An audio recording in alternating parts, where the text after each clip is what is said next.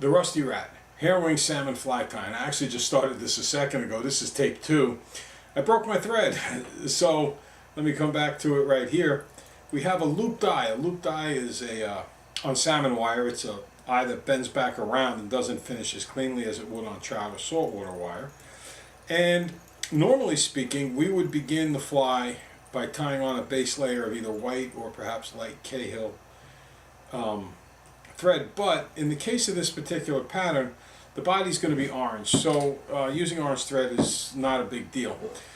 First thing I always like to do is coat the body with thread, bring it back up to the front again. We're just trying to stop that black from pouring through. Now, the next thing we're going to do is put a tag on our fly. Now, I neglected to mention this before. It's so important when tying, and particularly harrowing salmon flies or classic salmon flies, that we have reference points on the hook. In this case, the point of the hook directly above is where I'm going to start my tag. And what I do is I tie it in, the tinsel. This is small gold tinsel. I tie it in right near where the loop is, trying to even out the shank of the hook as best I can. Now I'm going to come around and do 5 turns. 2, 3, 4, 5, and back 5. 2, 3, 4, 5. I should be right at the hook point. I am. And now I wrap this around 5 turns. It sometimes only takes 4 depending on the width of the tinsel compared to the width of the thread. So there's my tag. Okay, I like to take 3 wraps over this just to hold it in place, and I'm going to bring it up to the bend of the hook. I'm just going to take 1 or 2 more turns because I'm afraid it'll be a little unruly. And now we're going to use a peacock sword to form the tail. And peacock sword fibers are not exactly the same as peacock earl.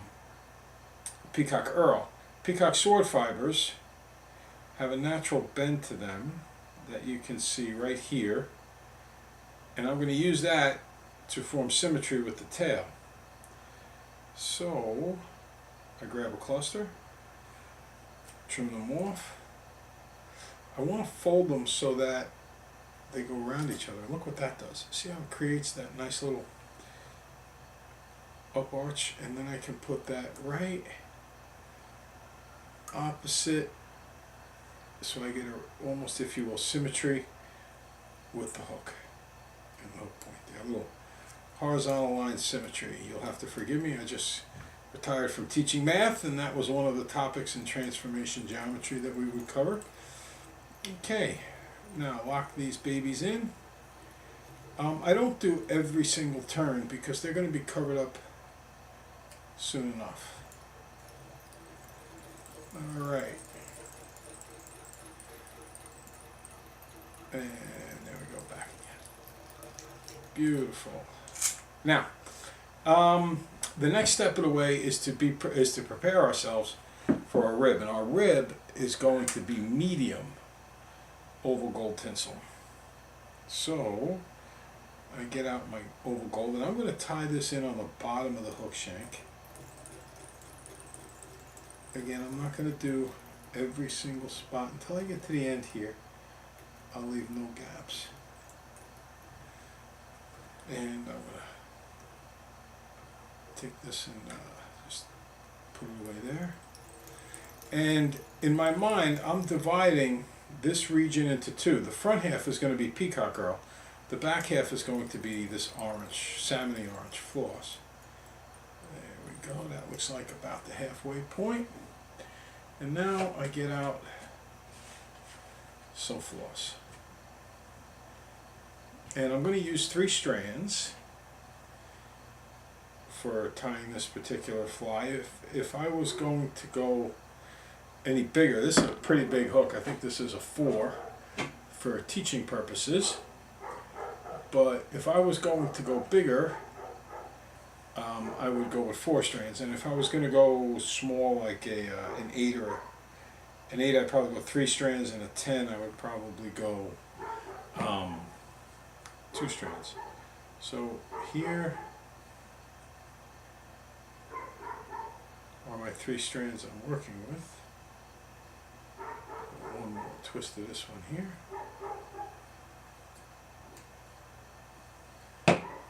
Okay.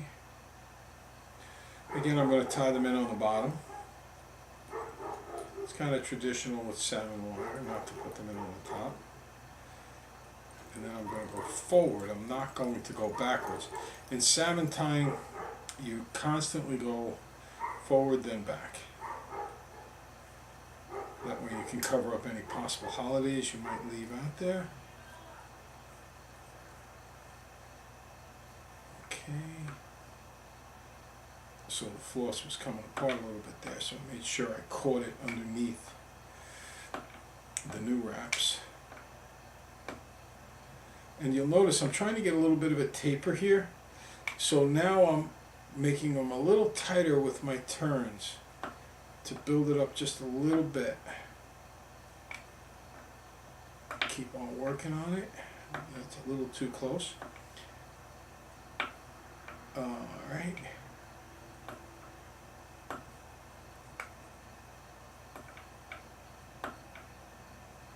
And working my way back again. This is going to be completely covered by Peacock Girl. But it's a nice base so that the Peacock Girl looks bulkier. Gives you that fusiform shape that we treasure. Okay, now I'm going to make a loop out of this, which might be counterintuitive, but in those classes with Warren Duncan, he taught us to do this. So now I'm going to go right back to that halfway point. Right there, and then I'm going to come forward. Now, this is my friend Paul Schwack, who was a great salmon tyer. He taught me so much. He would talk about this as an element of style. Some people would want to trim it all the way back here by the end of the tail, some halfway. I like to go about a third of the way because I like to have the guard hairs go a little past there on the wing. So there we have it. Now, I go just a little bit past the beginning of the tail. Now, the next thing is the front body, and Warren Duncan would just wrap the Peacock Girl around the shank, and I don't think that's as durable as it can be. So what I'm going to do instead is I'm going to put a loop in with the Peacock Girl. So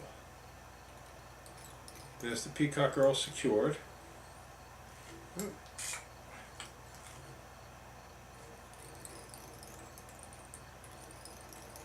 And I wrap that forward,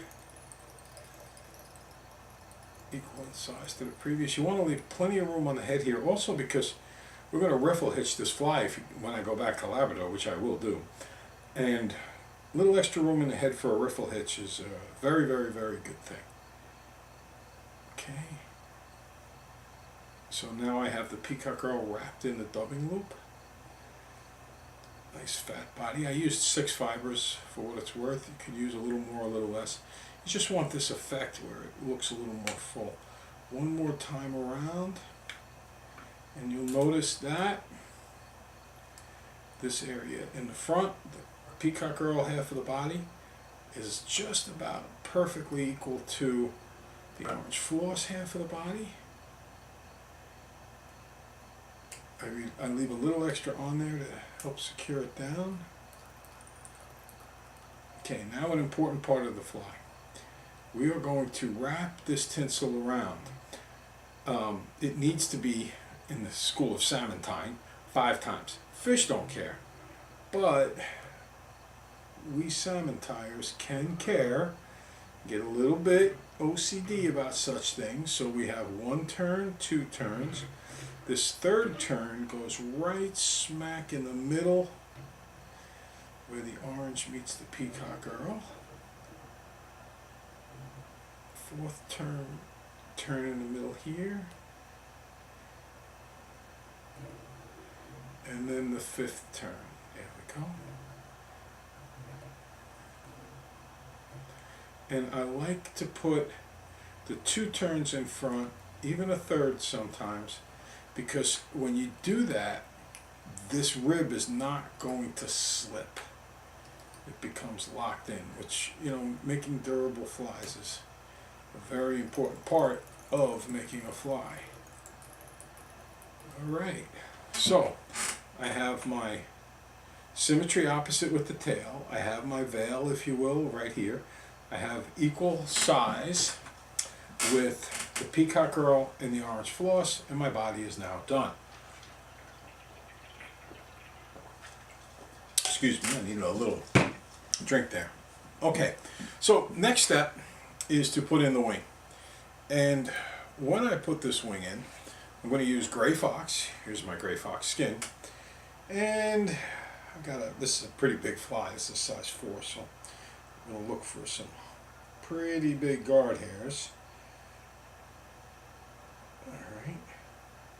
By the way, when we were up in Labrador, all of the hook sizes tended to be 6, 8, and 10. Water was a little high, so we tended to go with 8s a lot of the time, but there were some times when we were fishing 10s. And sometimes when we were fishing 6s. Okay, I'm pulling out the guard hairs from underneath. Okay, I can tell by this that there's not many guard hairs, if any at all, in there. Now, a little trick to getting winging material into the stacker. If you hold the winging material up high, it flares out and it doesn't want to fit in the stacker. So instead, come way down on it. It makes a nice point.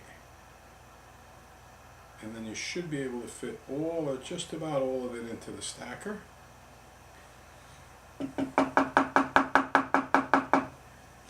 Whoop, almost came out of the stacker. Let me do that again. It's funny, when Warren Duncan would teach a tying class, he shunned the use of stackers. So he would tap his wedding ring on the table and use no stacker and always pick on somebody about that. Warren had a whole bunch of go-to comedic effects.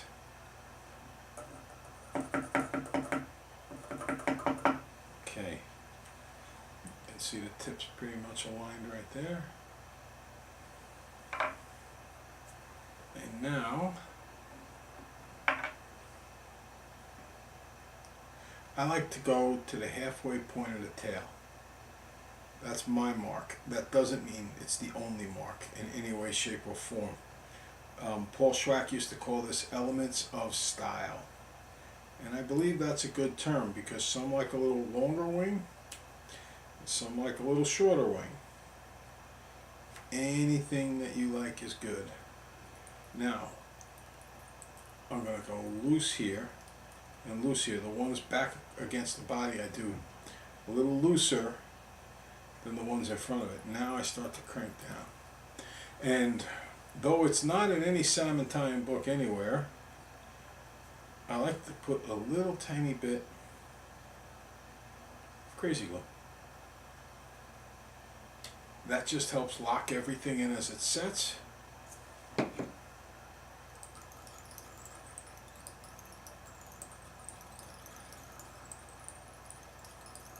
Now, I'm going to put up 2 hair wing patterns as the first 2 choices for the website and on the YouTube channel. And the 2 I'm going to choose are the Rusty Rat, which I'm doing now, and then the Undertaker. And the reason that I'm choosing these particular patterns is because they have very different hackling techniques at the end. The Rusty Rat uses a full collar hackle, whereas the Undertaker, which would be the other fly, you only see the hackle underneath, so the wing has to actually go on top of the hackle. So this is the fuller hackled approach, and I believe this is slightly easier to tie because you get a little bit of a smaller head, and a smaller head is something to be valued. Okay, Now the next thing you learn to do is fold hackle. I think I mentioned earlier that tying harrowing salmon flies will make every aspect of your fly tying better, from your saltwater tying to your bass bugs, and particularly smaller flies like trout flies. The reason is because there's very little wasted turns, yet you build a durable pattern. When I was up in Labrador, I had one Undertaker fly catch, I don't remember if it was 6, 7, 8 salmon, but salmon, the salmon that I caught up there were very angry fish. They fought like the dickens, and they violent head shakes, jumps, leaps. And when you can have a fly last for that many fish, that's pretty cool. All right, a little touch of crazy glue helps with that. This is what you call folded hackle. What I was doing was running my scissors along it, and you can literally feel tick, tick, tick, tick, tick. And then on this side, some people use their bodkin. And now, as you can see, it's all kind of pushed back. And as it comes around, I will grab it with my fingers and help tease it back a little bit. Okay. This is why I really, really, really like the Whiting American neckline hen saddles for this. They just have a very good webby effect for matukas, for flies like that. Super, super, super choice, and I would strongly recommend getting those American hen saddles. The necks are good too, but particularly for harrowing salmon flies and so on, the saddles are a little better because they're a little bit longer.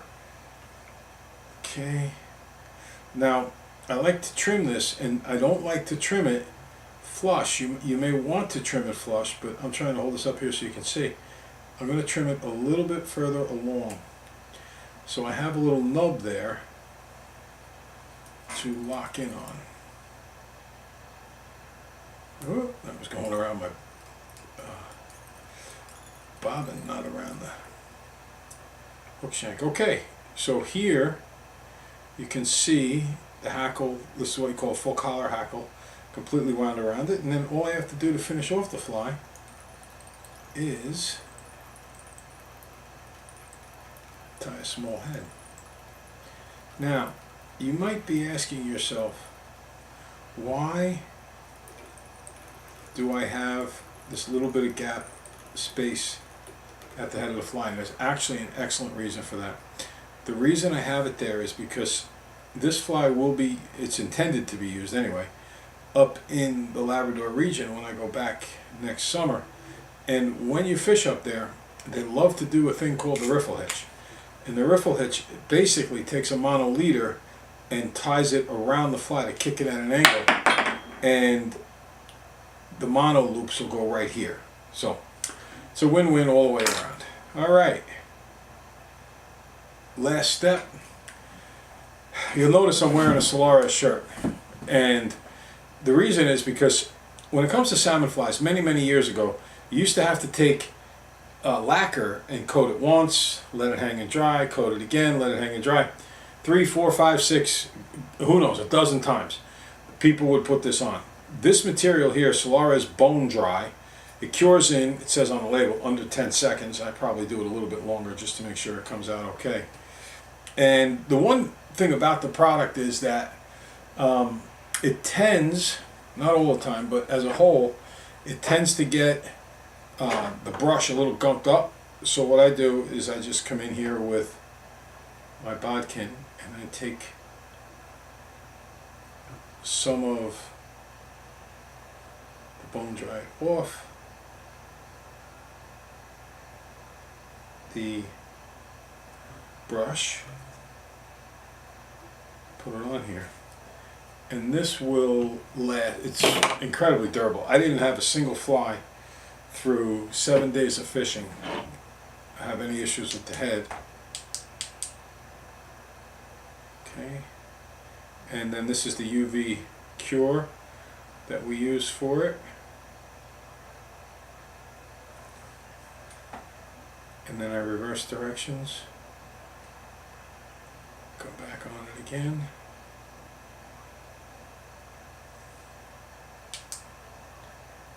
and bone dry it is. The Rusty Rat. It's a great pattern taught to me by Warren Duncan. I don't remember everything Warren taught me about the fly, but a lot of the principles he taught me are included in the fly. I wish I could remember everything he taught me. Warren has passed away since, and I don't know, I don't remember everything, but what I could remember I incorporate in it. It's an excellent fly. The whole series of flies is very good. And as I said before, in learning to tie harrowing salmon flies, you're actually improving all the elements of your tying put together. All right, there you go. Hook them up, catch them up, fish them up. Have a great time with this particular fly.